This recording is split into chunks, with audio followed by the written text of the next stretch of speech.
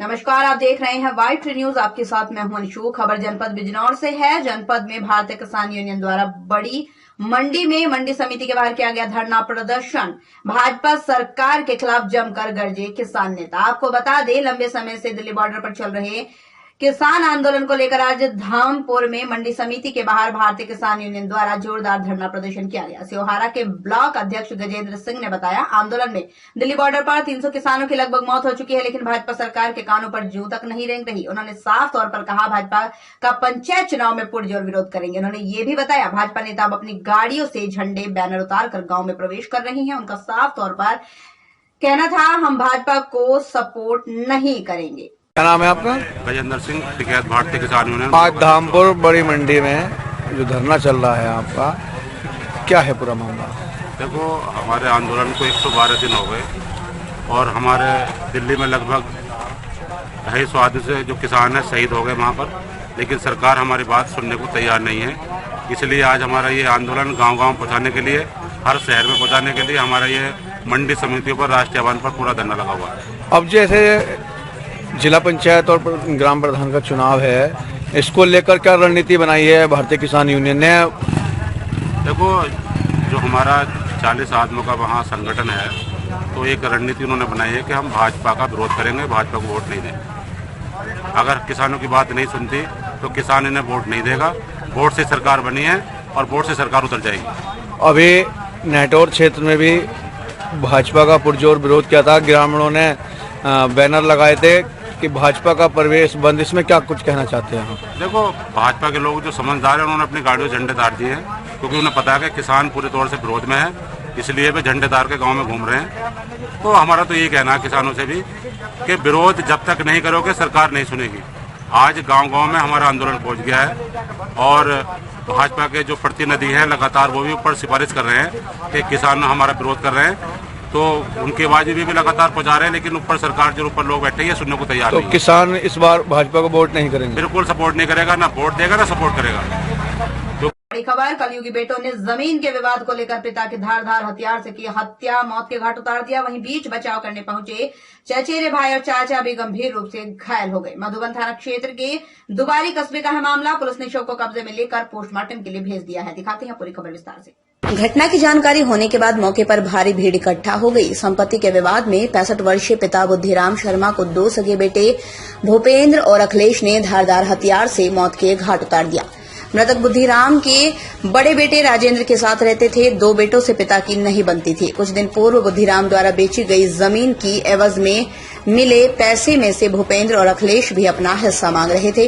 उनके दोनों बेटों को शक था जमीन का पैसा उनके बड़े भाई राजेंद्र को दे दिया है। इसी बात को लेकर परिवार में अक्सर तनाव बना रहता था। घटना के वक्त बीच बचाव करने पहुंचे बड़े बेटे राजेंद्र, चाचा भोला, चचेरे भाई सुभाष को भी घायल कर दिया। इसमें सुभाष की हालत गंभीर बनी हुई है, वाराणसी रेफर हो गया। पूरे मामले में पुलिस ने बताया, तहरीर के आधार पर दोनों भाइयों के विरुद्ध मुकदमा दर्ज कर गिरफ्तार कर लिया गया है। देवीपाटन मंडल ब्यूरो शिवम सिंह की रिपोर्ट। सर, क्या मामला है दुबारी का? कल दिनांक 19 को 9:30 बजे में सूचना मिली कि दुबारी चौकी के अंतर्गत पारिवारिक झगड़े में कुछ लोग घायल हुए हैं। मौके पर फोर्स पहुंची तो वहां देखा कि लगभग 65 वर्षीय बुद्धिराम विश्वकर्मा जो मृत अवस्था में पाए गए और 2 लोग घायल अवस्था में थे। घायलों को उपचार के लिए अस्पताल भेज दिया गया और मृतक का पोस्टमार्टम की कार्रवाई की जा रही है। इस संबंध में पुलिस द्वारा अभियोग पंजीकृत आगे की विधिक कार्रवाई की जा रही है। बात कर लेते हैं शहडोल की, जहां जिला कांग्रेस के अध्यक्ष श्री आजाद बहादुर सिंह जी के नेतृत्व में तिरंगा यात्रा निकाल कर कहा कि मध्य प्रदेश के इतिहास में ये काला दिन है।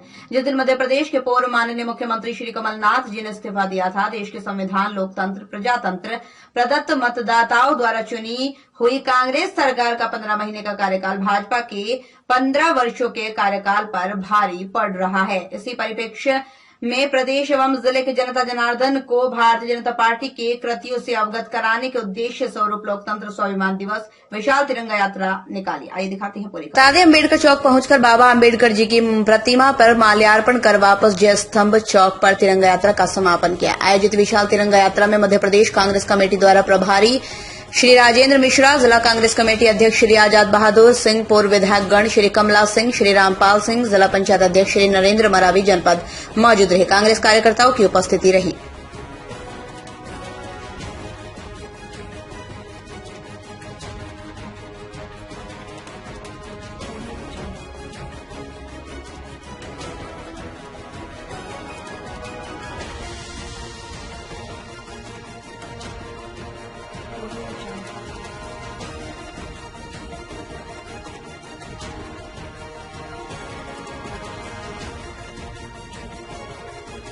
हुए बात करते हैं थाना फतेहपुर की, जहां पुलिस चेकिंग के दौरान फतेहपुर कलसिया रोड कमालपुर जाने वाले रास्ते पर बाग के पास गौ तस्करों से मुठभेड़ हो गई, जिसमें बदमाशों द्वारा पुलिस पार्टी पर जान से मारने की नियत से फायरिंग की गई। आत्मरक्षार्थ की गई जवाबी फायरिंग में 2 अभियुक्त मोहसिन और छोटा मुनफेद पुत्र असगर निवासी इस्लाम नगर को पुलिस की गोली लगने से घायल होकर गिरफ्तार हो गए। उक्त फायरिंग में पुलिस पार्टी से उप निरीक्षक इंद्र सेन भी बदमाशों की गोली से घायल हुए हैं। घायलों को इलाज हेतु जिला अस्पताल सहारनपुर में भर्ती कराया गया। फरार बदमाशों की तलाश हेतु की गई कॉम्बिंग में 2 बदमाश जिशान व गुलरेज गिरफ्तार हुए। ब्यूरो चीफ अब्दुल्ला खान की खास रिपोर्ट। चेकिंग के दौरान फतेहपुर कलसिया रोड कमालपुर जाने वाले रास्ते पर बाग के पास गौ तस्करों से मुठभेड़ हो गई, जिसमें बदमाशों द्वारा पुलिस पार्टी पर जान से मारने की नियत से फायरिंग की गई। आत्मरक्षार्थ की गई जवाबी फायरिंग में 2 अभियुक्त मोहसिन और छोटा मुनफेद पुत्र असगर निवासी इस्लाम नगर को पुलिस की गोली लगने से घायल होकर गिरफ्तार हो गए। उक्त फायरिंग में पुलिस पार्टी से उप निरीक्षक इंद्र सेन भी बदमाशों की गोली से घायल हुए हैं। घायलों को इलाज हेतु जिला अस्पताल सहारनपुर में भर्ती कराया गया। फरार बदमाशों की तलाश हेतु की गई कॉम्बिंग में 2 बदमाश जिशान व गुलरेज गिरफ्तार हुए। ब्यूरो चीफ अब्दुल्ला खान की खास रिपोर्ट। सिवान में अब से कुछ देर पहले दरौली थाना क्षेत्र के दरेली मठिया गांव के पूर्व मुखिया सह राजद नेता दयानंद यादव को अपराधियों ने गोली मार दी, जिससे उनकी मौत हो गई है। इधर मौत के बाद दरौली पीएससी पर स्थानीय लोग जमकर हंगामा कर रहे हैं। हमारे सूत्रों के अनुसार हंगामा करने वाले लोगों ने दरौली पीएससी में तैनात डॉक्टर इकबाल की भी पिटाई कर दी। फिलहाल वक्त पुलिस मौके पर पहुंचकर लोगों को शांत करने में जुटी है। तो इस वक्त की बड़ी खबर सिवान से, जहां अपराधियों ने पूर्व मुखिया की गोली मार दी है। पूर्व मुखिया की मौत हो गई। गोली मारने की वजह अभी तक पता नहीं चल सकी, लेकिन सूत्रों के अनुसार राजनीतिक वर्चस्व की लड़ाई में गोली मारी गई है। कैसे घटना हुआ? दरौली थाने पर पीस कमेटी की 11 बजे बैठक थी।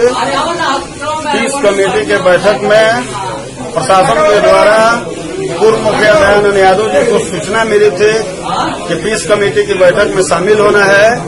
पीस कमेटी की बैठक में पूर्व मुखिया दयानंद यादव जी शामिल हुए थे। शामिल होने के बाद जब मीटिंग खत्म हुआ तो दयानंद यादव जी हम लोग के साथ बैठकर राजनीतिक वार्ता भी किए और एक साथ हम लोग बैठ के चाय भी पिए।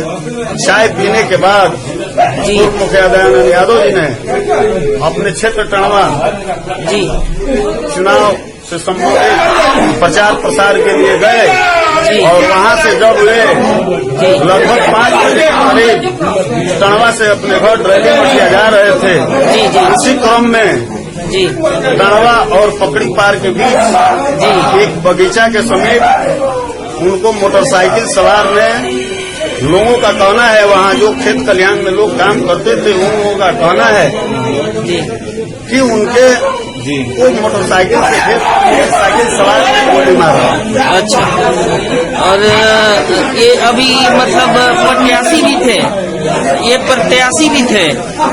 पूर्व में 20 साल तक लगातार मुखिया रहे हैं। उसके बाद इस बार के चुनाव में भी ये एक कदावर मुखिया के प्रत्याशी थे और राजद के वरिष्ठ नेता भी हैं। सर अपना परिचय दे दें। मेरा नाम उमेश कुमार यादव, दरौली प्रखंड उप प्रमुख। तो फिलहाल की बड़ी खबरों में बस इतना ही। बाकी की तमाम छोटी बड़ी खबरों से जुड़े रहने के लिए देखते रहिए वाई ट्री न्यूज। नमस्कार।